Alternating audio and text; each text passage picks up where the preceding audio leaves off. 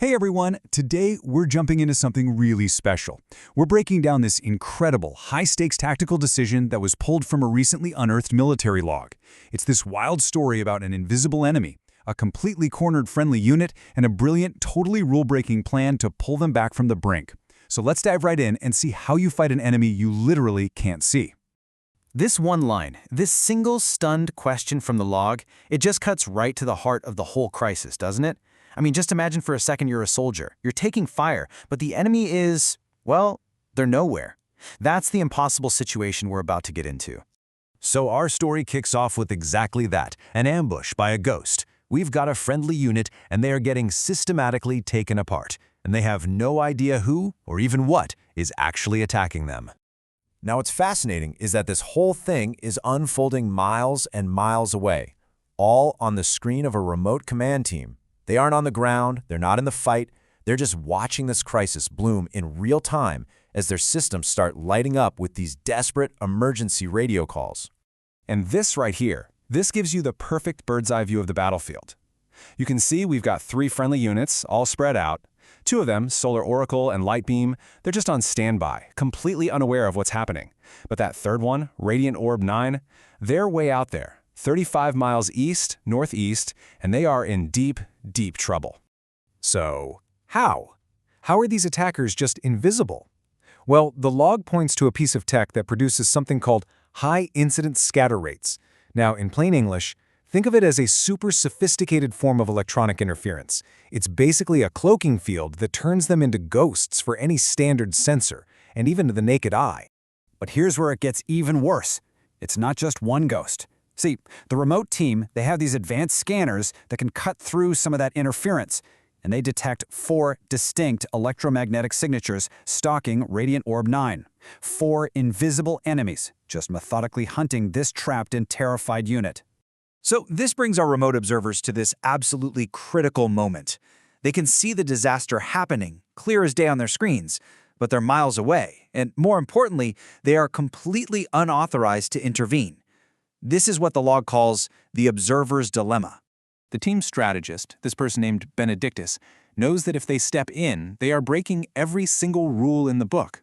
And you can just feel the weight of that in this quote from the log. He knows he's about to go rogue, risking his entire career, because, as he says himself, he just doesn't see any other choice. Okay, so to cook up a plan, Benedictus first needs to know what ingredients he's working with. He gets a quick inventory of what Radiantorb 9 has on the ground, and I want you to pay very close attention to those 2 M110A2 howitzers. We're talking heavy, long-range artillery here. They are about to become the absolute centerpiece of a very desperate plan. And all of this leads to this just brilliant and completely off-the-book strategy. This is where we get to the desperate, daring plan. Benedictus's whole plan, it's this 4-step gambit. First up, isolate. He's going to jam the other 2 friendly units so they can't interfere or ask questions. Second, deceive. He'll use their tech to actually spoof the commander's voice and feed secret orders only to Radiantorb 9. Third, attack. Get those howitzers moved to a new spot and have them fire on the invisible enemy's coordinates. And finally, number 4, evacuate. Get them out of there the second those shells land. Now, you might be wondering about a really specific detail in the plan, skeleton crews for the artillery. Why use the absolute minimum number of soldiers? Well, it's because Benedictus is actually planning for failure. If this crazy attack doesn't work, those huge guns are just dead weight. A tiny crew can ditch them and get out of there in the faster vehicles way more quickly. It's a brutal calculation. All right, so the plan is set. Now comes the nail-biting part. The team can only sit back and watch their digital map and just hope their high-risk plan actually works. This is the gambit in action. Step 1. Isolate. The log just notes, broad-spectrum jamming complete, and just like that, Solar Oracle and Lightbeam are in the dark, radio silent. No chance for any confused chatter that could give the whole game away. Step 2. Deceive. The fake commands go out, perfectly mimicking the unit's actual commander. On the map, Benedictus and his team just have to watch and wait as Radiantorb's icons start moving into the new firing position. So far, so good. The deception is holding. And then, step 3. Attack. The fire mission is sent to the howitzer crews. And now, they wait. The log describes this excruciating silence that lasts for several minutes while the skeleton crews aim and fire these massive guns. I mean, can you even imagine the tension in that command room? It must have been just unbearable. And then, finally, the confirmation they were praying for. Impact. The team watches the map as those 4 enemy EMF signatures, the invisible stalkers, they just vanish. It worked. The plan actually worked. And this right here, this just illustrates so perfectly how successful the gambit was.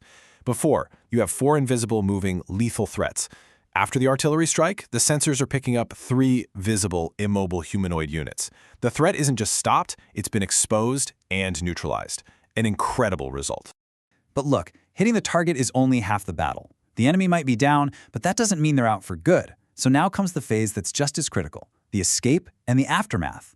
So a brand new set of orders, codenamed Condition Delta, goes out immediately. And look at the key points here. They have to abandon the heavy stuff, the APC and the very howitzers that just saved them. Everyone piles into the faster Humvees and makes a break for a pre-planned escape route like right now. So why the frantic rush? Why leave all that valuable gear behind? Well, as Benedictus points out in the log, they have no idea if the enemy is permanently crippled or if they're just temporarily offline. That blast might have cut their comms, but for a force this advanced, it could just be a minor hiccup. And that's really the bottom line, isn't it? They simply cannot afford to stick around and find out what an angry, invisible army does when it's been provoked. The only sane move, the only move that matters, is getting Radiant Orb 9 out of there as fast as humanly possible. So, the unit was saved. A brilliant, totally unauthorized tactical victory won through pure deception and daring. But the log leaves us with this final, chilling thought. What happens next? What happens when a technologically superior, invisible army realizes that one of its patrols has just vanished off the face of the earth?